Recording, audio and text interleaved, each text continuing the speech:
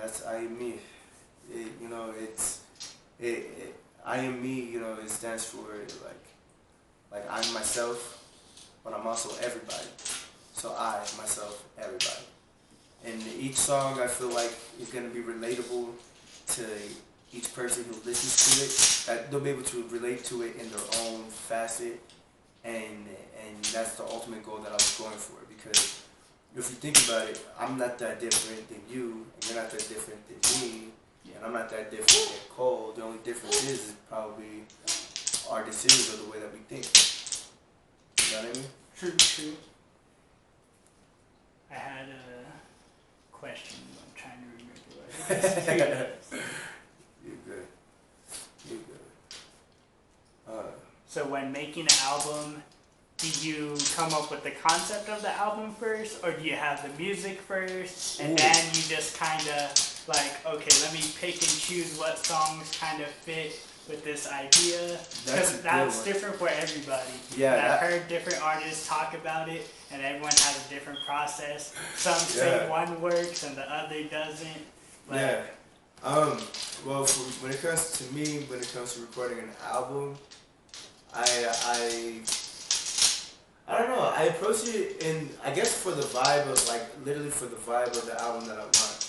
Like I.M.E, for instance, like, I wanted this album to be something where I separated myself from the amateur, right? So I wanted to give off the professional, pro sounds, right?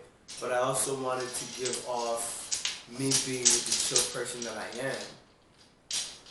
And I also wanted to give, you know, give a story about who I am at the same time. So when I was writing that album, I found the beats first. Whatever the instrumental gave me, like as far as the vibe that the instrumental gave me, let me know if I wanted it to be on that album or not. And it's kind of funny because when I started this album, the first song I wrote is the last song on the album, $1 Billion Dreams. And when I wrote that first song, and I was like, this is pretty nice. It's nice enough to be like on a project. I knew that every song that I put on the project, or put on the project that $1 Billion Dreams was gonna be on, had to be on par with it. So I guess it just bases, people should base it off the way that they write the song. Like if the song seems like it's a hit, then put that song on the album. You know what I mean? Yeah, I like that idea for sure.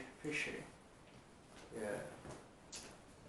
Yeah, but writing is probably one of the toughest process. it's a long process. It's a tedious process, but it's a process that's worth it.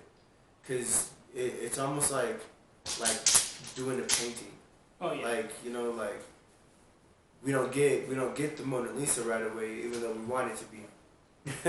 You know, it takes time to make the Mona Lisa. Very true. You have to, like, all the little technical stuff that you don't see going into something is what everyone works on, that you don't see behind the scenes or anything like that. Correct. And I feel like that's what separates the great from the mediocre, the professional from the amateurish,